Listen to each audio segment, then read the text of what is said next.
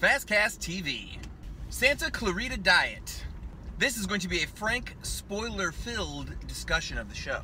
So if you haven't watched it, turn back now. So I've already explained the setup, but now I want to talk a little bit about how they execute it. So they sort of decide, all right, we actually do have to kill people, but we're going to be smart about it and moral about it. So we're only going to kill bad people. First thing they do is they go after a drug dealer who is like 23 and dating their 16-year-old daughter's 16-year-old friend. Oh, great, he's a statutory rapist, he's a drug dealer. Set it all up that they're gonna kill him, and then the husband gets to know him and realizes that he just found himself in this situation, man. So they decide they can't kill that guy. This is what I think this show really does well, is putting together these ideas. What is morality in this day and age? When is it okay to kill? Why would it be okay to kill? It's taking this idea that's from sort of human history. We had to kill to survive. And what happens if you're sort of thrust back into that mode again, but it's now? And again, because it's a Netflix show, they can really commit to the bit. So they don't end up killing that guy, but they do end up accidentally rear-ending a douche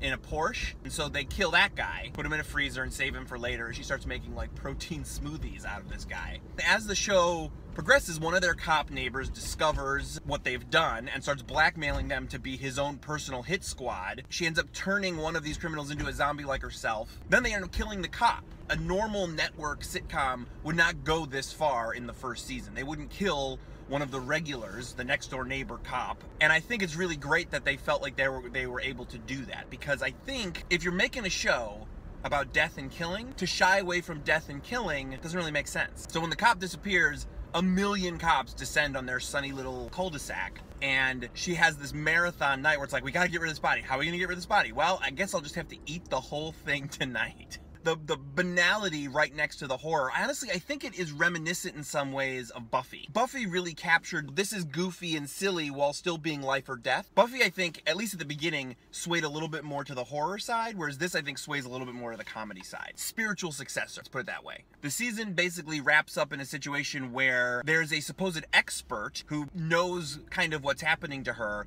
but it's sort of told her, like, you're about to be on the cusp of the next phase of this thing, and they're trying to figure out how to deal with that. You know, the next phase being that she's gonna probably start becoming more feral, and that's played by Portia de Rossi.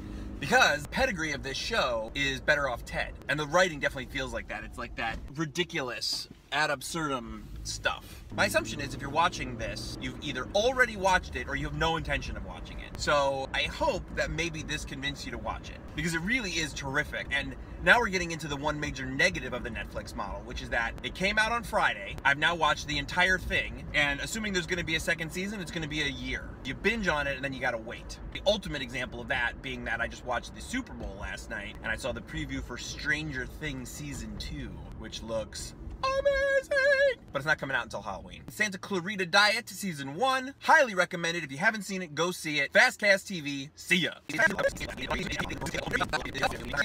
Hey, thanks for watching the FastCast. If you like what I do here, don't forget to like, share, and subscribe. You can also follow me on Twitter at Mr. J Handle. And remember to check back, because I do this a couple times a week. Thanks a lot, everybody. FastCast.